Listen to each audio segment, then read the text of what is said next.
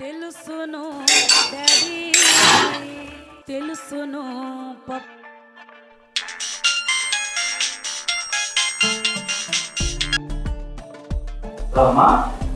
ఎరా కోడలకు ఒకసారి పోనీరా మాట్లాడదాం. శ్వేత ఏంటి?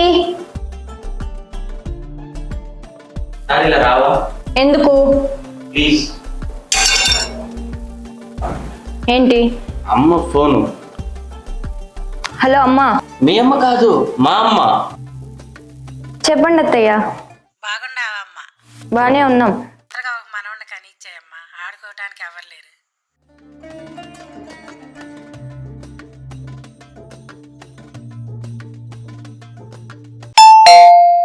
ఎవరో వచ్చినట్టున్నారు అత్తయ్య, నేను మళ్ళీ చేస్తాను.